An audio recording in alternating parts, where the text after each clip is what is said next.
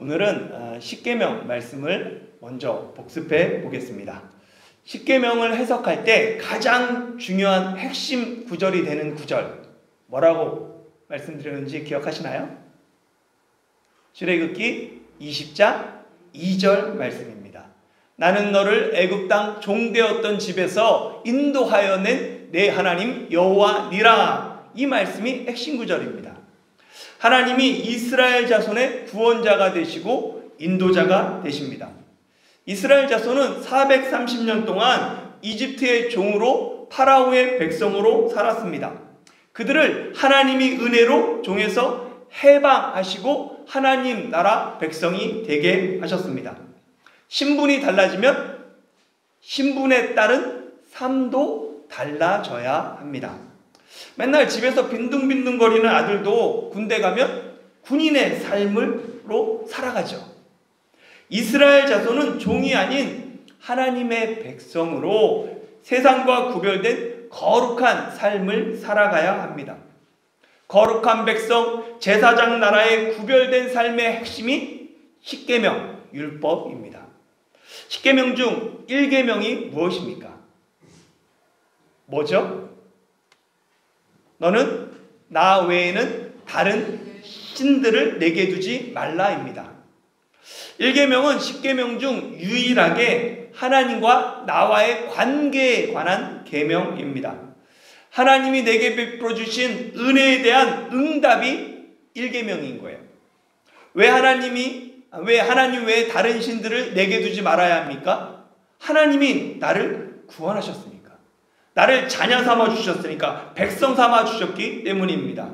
1계명은 하나님과 내가 맺는 사랑의 언약이에요. 그렇다면 2계명은 무엇입니까? 2계명은 뭐였죠?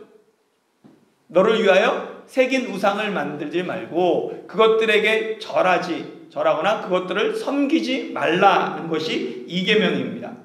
1계명이 하나님만 사랑하겠다는 사랑의 언약이라면 2계명은 그 사랑의 서약, 그거에 대한 구체적인 실천 사항입니다. 하나님을 사랑하면 우상을 만들거나 우상을 섬기지 않습니다. 상대방을 진정으로 사랑하는 사람은 다른 이성에게 눈길조차 주지 않는 것처럼 하나님을 사랑하는 사람은 하나님 외에 다른 신들에게 마음을 두지 않습니다. 그런 내용이었어요. 3계명은 무엇이죠? 너는 내 하나님 여호와의 이름을 망령되이 부르지 말라입니다. 히브리어에서 이름은 그 사람의 전 인격을 대표합니다. 하나님의 이름은 그 안에 하나님의 성품, 하나님의 지위, 하나님의 인격을 대변하죠. 하나님의 이름이 하나님의 인격과 하나님의 나라를 대표하기 때문에 하나님의 이름은 항상 경배와 찬양의 대상으로 존귀히 여겨야 한다는 거예요. 그렇게 여호와의 이름을 함부로 부르거나 여호와의 이름을 자기 유익을 추구하기 위해 이용하거나 거짓을 속이기 위해 여호와의 이름을 망령되게 부르는 것, 그 모든 것이 여호와의 이름을 욕되게 하는 것이고 그것이 하나님 앞에서 죄가 된다라고 말합니다. 4계명은 무엇입니까? 안식일을 기억하여 거룩하게 지키라입니다. 안식일의 기원은 창세기 2장이었어요. 하나님이 모든 창조를 마치시고 일곱째 날에 안식하신 날이 안식일의 시작입니다. 10계명 중 유일하게 안식일 계명은 그 의미가 점진적으로 발전하는 계명이에요. 그래서 보면 출애굽기에서는 안식일의 근거가 하나님의 창조였습니다. 하나님의 안식이었죠. 그러나 신명기에서 안식일의 근거는 하나님의 구원입니다. 하나님 여호와가 이집트 땅에서 종되었던 너를 구원하였기 때문에, 인도하여 냈기 때문에 안식하라 라고 신명기는 이야기합니다. 자본주의 사회에서 안식일을 지킨다는 것은 내 삶의 주권이 내게 있지 않고 하나님께만 있습니다 라는 삶의 고백인 거예요. 엿새 동안 심써 일하고 하루 쉬면서 이 반복되는 노동의 삶에서 내 삶의 주인이 정말 누구인가? 하나님인가? 내 삶의 의미와 방향을 새롭게 정립하는 날, 말씀 안에서 예배 안에서 새롭게 하는 날이 안식일인 것입니다. 다섯 번째 계명은 무엇입니까? 내 부모를 공경하라입니다. 이를 많은 자녀들이 어떻게 해석한다고요? 내 부모를 공격하라 이렇게 이해합니다. 5계명은 단지 부모만을 공경하라는 말씀이 아닙니다. 5계명이 사람 사랑에 관련된 첫 번째 계명인 이유는 내 부모를 공경하는 것이 모든 인간 세상의 질서와 도덕의 기본, 근본이 되기 때문입니다. 사도 바울은 내 부모를 공경하라는 계명을 내 위에 있는 권위자에 대한 공경으로 확장해서 해석했습니다. 그러니까 하나님을 공경해야 그런 사람이 부모를 공경하고 어른을 공경합니다. 오늘날 우리가 가장 힘써야 할 자녀 교육은 자녀를 하나님을 공경하는 바른 예배자로 세우는 것입니다.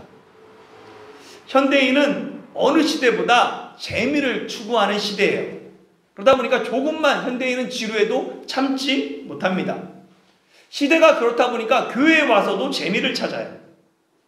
그러나 교회는 재미를 찾는 곳이 아닙니다. 하나님을 찾고 진리를 찾는 곳이죠. 예배는 재미로 드리는 것이 아니에요. 예배는 재미가 아닌 거룩함과 경건함을 통해 하나님 경외하기를 추구해야 합니다. 그래서 예배 태도를 보면 하나님을 공경하는지 그렇지 않은지가 나타나요. 하나님을 공경하는 사람만이 부모도 어른도 내 위의 권위도 인정하고 거기에 순종한다라는 사실을 기억해야 합니다. 오늘은 6계명 살인하지 말라를 살펴보겠습니다. 많은 사람이 살인하지 말라는 계명 앞에서 자신은 떳떳하다고 생각합니다. 왜냐하면 실제로 내가 사람을 죽이지 않았기 때문이죠. 그런데 살인하지 말라라는 여기에 보면 살인하다에 해당하는 시브리어는 나차드예요. 이 나차드는 단지 사람을 죽이는 것을 뜻하지 않습니다. 원어의 뜻은 뭐냐면 산산조각이 되도록 부수다라는 뜻이에요. 그러니까 이 나차드는 육체의 생명을 죽이는 뿐만 아니라 인격, 사람의 고유한 인격과 하나님의 형상을 무참하게 부수는 행위까지를 포함합니다. 제가 여러분에게 한번 질문을 드리겠습니다. 여러분은 살인을 저지른 적이 있습니까? 이 나차을을 개인적인 원한이나 증오로 인한 다른 사람을 죽이는 것, 생명을 빼앗는 살인으로 해석하면 여러분은 살인을 저지른 적이 없을 거예요. 그러나 이 나차을을 넓은 의미로 해석해서 동료에게 공개적으로 망신을 주거나 친구를 모독하거나 다른 사람의 생명을 살릴 수 있었음에도 구조하지 않았거나 그냥 부주의하거나 무관심으로 누군가에게 해를 끼친 것, 그것을 똑같이 나차의 살인으로 해석하면 여러분은 살인을 저지르셨습니까? 라는 똑같은 질문에 어떻게 대답하시겠습니까? 깔뱅은 기독교 강요에서 이 6계명 살인하지 말라라는 계명을 이웃의 몸을 해치는 모든 폭력과 상해와 해로운 일을 금한다라는 이런 명령으로 해석할 뿐만 아니라 더 나아가서 단순히 하지 말라가 아닌 소극적인 명령이 아닌 하라라는 적극적인 명령으로 확장해서 이야기해요. 뭐라고 얘기하냐면 살인하지 말라는 계명을 이웃의 생명을 구하고 이웃의 평화에 도움이 되는 것은 행하고 이웃에게 해로운 것은 제거하고 이웃이 위험에 처했을 때 기꺼이 도움의 손길을 펼치라라고 적극적으로 해석합니다. 왜 우리가 이웃의 생명을 해하는 것은 금하고 이웃의 생명을 살리는 것은 적극적으로 행해야 합니까? 그 이유는 사람이 하나님의 형상으로 창조되었기 때문입니다. 창세기 9장 6절 같이 읽어볼까요? 시작. 다른 사람의 피를 흘리면 그 사람의 피도 흘릴 것이니 이는 하나님이 자기 형상대로 사람을 지으셨음이니라. 아멘. 이 구절은 살인하지 말라 그 명령의 근거가 되는 구절입니다. 모든 사람이 하나님의 형상으로 창조되었기 때문에 다른 사람의 피를 흘린 사람은 반드시 자기 피로 갚아야 합니다. 하나님의 형상대로 창조된 사람의 생명을 살해하는 행위는 생명의 주권자에 대한 모독이며 창조주 하나님에 대한 반역입니다. 세상의 모든 법전에는 살인과 관련된 법률이 있습니다. 사회의 질서와 평화를 유지하기 위해서는 어떤 이유든지 공동체 내에서 살인을 금해야 합니다. 살인을 금하지 않으면 사회가 무법천지가 되죠. 만약 세상에 딱 한 가지 법만 존재해야 한다면 여러분은 어떤 법이 필요하다고 생각하십니까? 많은 사람이 살인하지 말라는 6계명을 뽑을 거예요.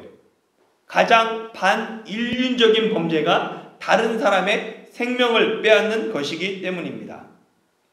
사람의 생명을 소중히 여기는 것이 법의 근간이고 국가의 존재 이유입니다. 모든 법은 사회의 평화와 질서를 유지하기 위해 만들어졌습니다. 그러니까 법의 기본적인 목적이 1차 목적이 사회 질서 유지이기 때문에 그렇습니다. 그렇기 때문에 세상의 모든 법은 살인에 관한 법률이 있습니다. 십계명도 살인을 금지하며 공동체 평화와 질서를 중시하죠. 그러나 십계명의 근본적인 목적은 사회 질서 유지가 아닙니다. 사회 질서 유지는 6계명의 부차적인 목적이에요. 십계명의 근본적인 목적은 하나님과의 바른 관계 유지입니다. 하나님과 관계를 바르게 형성한 사람만이 살인이 아닌 타인에 대한 생명을 존중하게 됩니다. 오늘날 생명을 경시하며 사회 질서가 혼란한 가장 근본적인 이유는 하나님과의 바른 관계가 무너졌기 때문입니다. 우리는 인류 최초에 일어난 살인사건을 통해 살인의 본질을 살펴볼 필요가 있습니다. 성경에 기록된 최초의 살인사건은 창세기 4장의 가인이 아벨을 죽인 사건이죠. 보면 가인은 농사하는 자였고 동생 아벨은 양치는 자였습니다. 어느 날 형 가인이 땅의 소산으로 농산물로 제물을 삼아 여호와께 드렸고 동생 아벨도 양의 첫 새끼와 그 기름으로 여호와께 드렸습니다. 그런데 여호와께서 아벨과 그의 제물은 받으셨지만 가인과 그의 제물은 받지 않으셨습니다. 잘 알고 있는 내용이죠. 그래서 가인이 몹시 분하였을 때 여호와께서 가인에게 경고하셨음에도 불구하고 가인이 동생 아벨을 들에서 쳐 죽이는 인류 최초의 살인이 일어납니다. 우리는 가인이 아벨을 죽인 사건을 살인이라고 부릅니다. 그러나 이 살인은 결과예요. 우리는 살인이 어떻게 시작됐는지를 잊지 말아야 합니다. 살인은 가인의 분노한 마음에서부터 시작되었습니다. 언제나 살인은 마음에서부터 시작됩니다. 요한일서 3장 15절은 그 형제를 미워하는 자마다 살인하는 자다라고 이야기합니다. 형제를 미워하는 것 자체가 살인이에요. 마음속에 미움과 분노와 증오가 계획적으로나 우발적으로 폭발한 결과가 살인으로 나타납니다. 예수님은 살인하지 말라는 계명을 문자적으로 해석하고 적용하는 데 그치지 않고 그 계명의 정신을 강조하셨습니다. 마태복음 5장 21절 22절 같이 읽어볼까요? 시작. 옛사람에게 말한 바 살인하지 말라. 누구든지 살인하면 심판을 받게 되리라 하였다는 것을 너희가 들었으나 나는 너희에게 이르노니 형제에게 노하는 자마다 심판을 받게 되고 형제에 대하여 나가라 하는 자는 공회에 잡혀가게 되고 밀어난 놈이라 하는 자는 지옥불에 들어가게 되리라. 아멘. 누구든지 살인하면 심판을 받게 됩니다. 그런데 예수님은 어떤 사람이 심판을 받을 것이라고 말씀하십니까? 형제에게 노하는 자마다, 형제에 대하여 나가라 하는 자마다, 형제에게 미련한 놈이라고 하는 자마다입니다. 나가는 히브리인의 욕설이에요. 그래서 상대방의 인격을 무시할 때 사용하는 욕이 나가입니다. 그러니까 바보, 멍청이, 우리가 쉽게 얘기하는 그런 말인 거죠. 살인은 단지 다른 사람의 생명을 해하는 것이 아니라 형제에게 화내고 형제를 무시하고 형제에게 욕하는 것입니다. 분노와 무시는 말과 행동으로 표현되기 전에 마음에서부터 시작됩니다. 마음속에 분노와 무시가 말과 행동과 태도로 이어지고 순간적으로 폭발하면 우발적 살인이 됩니다. 세상 어떤 법정도 내 마음속으로 형제를 미워하고 형제를 무시하는 것 심판하지 않습니다. 그러나 예수님은 형제에게 노하며 형제에게 욕하는 자마다 하나님의 심판을 받게 될 것이라고 말씀하십니다. 세상 법의 기준에 익숙한 우리는 나는 살인자가 아니다 라고 말합니다. 그러나 예수님의 기준은 우리는 하루에도 수많은 사람을 죽이는 연쇄 살인범들입니다. 형제를 미워해서 죽이고 분노해서 죽이고 욕설로 죽이고 무시하는 눈빛과 태도로 죽입니다. 실제 육체의 생명은 죽이지 않지만 인격적으로 죽이고 정서적으로 죽이고 영적으로 죽입니다. 예수님의 기준으로 볼 때 우리 모두는 살인범들입니다. 이번 설 연휴에도 여러 살인사건 보도가 뉴스를 통해 보도되었습니다. 요즘은 모방 범죄 가능성이 있어서 사건, 사고를 자세하게 보도하지 않습니다. 그러나 사건, 사고의 대부분이 순간적인 충동을 절제하지 못해서 일어납니다. 명절에 사건, 사고가 많은 이유 중 하나가 많은 사람이 모였을 뿐만 아니라 음주 때문이죠. 술에 취하면 순간적인 충동을 절제하지 못합니다. 절제력이 떨어져요. 술의 힘을 빌려서 평소 하지 못한 서운한 감정을 쏟아냅니다. 목소리가 커지죠. 별일 아닌 작은 일에도 감정을 절제하지 못하고 결국은 싸움으로 대부분 명절이 마무리가 됩니다. 예로부터 명절에 사건, 사고가 많은 이유이죠. 현대인의 생활이 복잡할수록 내 마음을 들여다보며 자기 마음을 지키는 훈련을 힘써야 합니다. 모든 지킬 만한 것 중에 더욱 내 마음을 지켜야 하는 이유는 내 마음에서 생명의 근원이 내 마음이기 때문이죠. 생명이 나기 때문입니다. 마태복음 5장의 살인에 대한 가르침에 이루어지는 예수님의 말씀 23절, 23절에 보면 이 말씀이 창세기 4장의 가인과 아벨과 연관되어 있어요. 같이 23절, 24절 읽어볼까요? 시작. 그러므로 예물을 제단에 드리려다가 거기서 내 형제에게 원망 들을 만한 일이 있는 것이 생각나거든. 예물을 제단 앞에 두고 먼저 가서 형제와 화목하고 그 위에 와서 예물을 드리라. 아멘.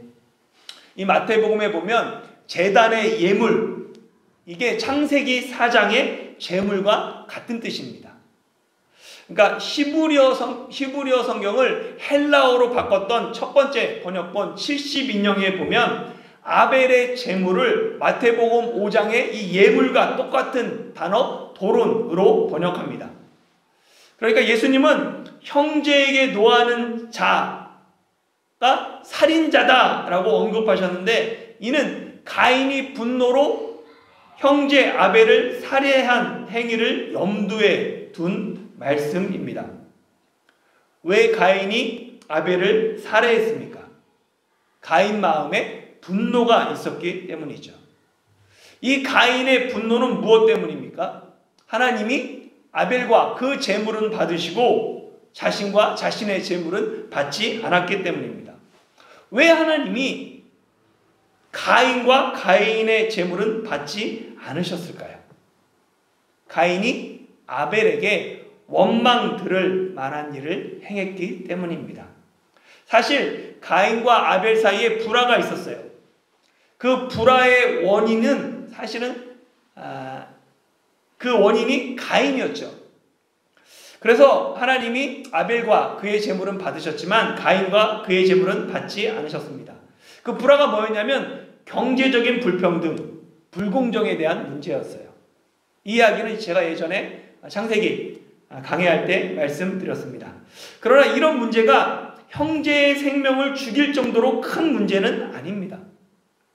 형제에게 원망 들을 만한 일이란 그리 크지 않은 사소한 문제들이에요. 예수님의 가르침에 따르면 형제에게 화를 냈거나 형제에게 욕했거나 형제를 무시하는 말과 행동이 형제에게 원망 들을 만한 일들입니다. 이런 사소한 문제는 법원에서 해결할 것이 아니라 그저 형제에게 가서 용서를 빌고 형제와 화해하면 해결되는 일들이에요. 예수님은 형제와 불화가 있으면 예물을 제단 앞에 두고 먼저 가서 형제와 화목하고 그 위에 와서 제물을 드리라고 말씀하십니다. 이 예수님의 가르침은 하나님 사랑과 사람 사랑이 서로 분리될 수 없음을 의미합니다. 언제나 하나님 사랑과 사람 사랑은 서로 연결되어 있습니다. 요한일서 4장 20절에 보면 누구든지 하나님을 사랑하노라 하고 그 형제를 미워하면 이는 거짓말하는 자니 보는 바 그 형제를 사랑하지 아니하는 자는 보지 못하는 바 하나님을 사랑할 수 없다라고 이야기합니다. 그래서 살인하지 말라라는 이 계명은 내 이웃을 내 자신과 같이 사랑하라는 말씀과 일맥상통합니다. 내 이웃을 내 자신과 같이 사랑하는 사람은 함부로 형제에 대하여 노하거나 욕하거나 무시하지 않습니다. 혹 감정의 절제를 못해서 형제에게 원망 들을 만한 일을 행했다면 먼저 형제에게 가서 용서를 구합니다. 이것이 하나님을 사랑하며 사람을 사랑하는 성숙한 그리스도인의 모습입니다. 우리는 살인하지 말라라는 이 계명을 통해 또 하나 살펴봐야 될 문제가 있어요. 그건 뭐냐면 스스로 생명을 끊는 자살에 관한 문제입니다. 율법에 자살에 관한 말씀이 있을까요? 없을까요? 율법에는 자살에 관한 계명이 없습니다. 율법에 자살에 관한 금지 명령이 없는 이유는 당시 하나님의 백성이 실제로 자살하는 경우가 거의 없었기 때문이에요. 하나님을 잘 믿으면 자살할 이유가 없었죠. 그리고 하나님을 사랑하는 것 가르치고 이웃 사랑하는 거 가르치면 자신 생명도 사랑했습니다. 그러나 전통적으로 기독교는 6계명을 근거로 자살도 하나님의 형상을 스스로 파괴하는 신성 모독이다. 그리고 하나님의 소유권을 침범하는 살인 행위로 여겼습니다. 단적인 예로 단테의 신곡에 보면 지옥 7층에 자살한 사람들이 거기에 있어요. 단테의 신곡에는 지옥이 총 9층으로 되어 있습니다. 그런데 더 깊을수록 더 죄가 심한 사람이에요. 근데 7층에 자살한 사람들이 있다는 것은 당시 사회가 자살을 얼마나 큰 죄로 보았는지를 나타냅니다. 율법에 자살에 관한 계명은 없지만 율법에 보면 계획적 살인과 부주의로 살인한 것을 구분하는 것을 보게 됩니다. 신명기 35장 20절과 21절에 보면 만일 미워하는 까닭에 밀쳐 죽이거나 기회를 엿보아 무엇을 던져 죽이거나 아기를 가지고 손으로 쳐 죽이면 그 친자는 반드시 죽일 것이니 이는 살인하였음이니라. 피를 보복하는 자는 살인자를 만나면 죽일 것이니라. 그러니까 누구를 미워하거나 악의로 사람을 죽인 자는 반드시 죽여야 합니다. 고의로 살인한 사람은 재단에서라도 잡아내어 죽여야 돼요. 그러나 고의가 아닌 사람은 도피성을 두어 그곳에서 생명을 보존하도록 했습니다. 신명기 19장 4절과 5절에 보면 살인자가 그리로 도피하여 살 만한 경우는 이러하니 곧 누구든지 본래 원한이 없이 부지 중에 그의 이웃을 죽인 일, 가령 예를 들어서 사람이 그 이웃과 함께 벌목하러 살림에 들어가서 손에 도끼를 들고 벌목하려고 찍을 때에 도끼가 자루에서 빠져 그의 이웃을 맞춰 그가 죽게 함과 같으니라. 이런 사람은 그 성읍 중 하나로 도피하여 생명을 보존할 것이니라. 그러니까 똑같은 살인이라도 율법은 그 살인만 결과만으로 살인을 판단하지 않고 고의적이고 계획적인 살인과 부지 중 실수로 일어난 살인을 구분합니다. 그러니까 율법은 살인의 결과보다 살인의 동기와 과정을 더 중요하게 생각합니다. 율법이 의도적이며 계획적인 살인과 부지 중에 일어난 살인을 구별하는 것처럼 자살도 의도적인 자살과 의도하지 않은 자살을 구분할 필요가 있습니다. 오늘날 한국에서 청소년 사망 원인 1위가 12년째 자살입니다. 하루에도 1명 이상의 청소년이 자살로 생을 마감합니다. 현대인의 자살은 과거와 달리 너무나도 복잡하고 어려운 현실 속에서 일어납니다. 예를 들어서 학교 폭력이나 정신질환으로 스스로 생을 마감하는 사람들이 있습니다. 그들을 향해 성경에 기록되지 않았음에도 자살하면 지옥 간다라고 무책임하게 말하는 것은 상대방의 생명을 살리는 것이 아니라 도리어 상대방의 생명을 죽이는 것입니다. 그리고 마지막으로 살인하지 말라라는 계명의 의미를 하라로 바꾸면 생명을 존중하고 생명을 살리라라는 계명이 됩니다. 생명을 살리기 위해서는 먼저 우리의 말을 살펴볼 필요가 있습니다. 죽고 사는 권세가 혀에 달려 있어요. 한마디 말로 사람을 살리기도 하고 천냥빚도 갚고 말 한마디로 사람을 죽이기도 합니다. 다른 사람을 비방하거나 험담하는 말, 조롱하고 멸시하는 말은 그 사람을 인격적으로 살해하는 것입니다. 우리가 장난처럼 사용하는 말 중에도 그런 말이 있죠. 귀신 뭐 하는지 몰라 저 사람 안 잡아가고, 이런 말은 이미 마음속에서 그 사람을 죽인 거예요. 부모가 속썩이는 자녀를 향해 뭐라고 말해요? 넌 누굴 닮았니? 어쩌다가 너 같은 애가 태어났니? 이런 말을 듣고 자란 자녀가 정서적으로 바르게 성장할 리가 없습니다. 생명을 살리는 말을 해야 합니다. 너는 특별한 존재야. 너는 하나님의 선물이지. 내가 가진 장점을 키워서 하나님 나라에 꼭 필요한 사람이 되었으면 좋겠다. 따뜻하고 긍정적인 말로 상대를 존중하고 생명을 살리는 말을 해야 합니다. 글도 마찬가지죠.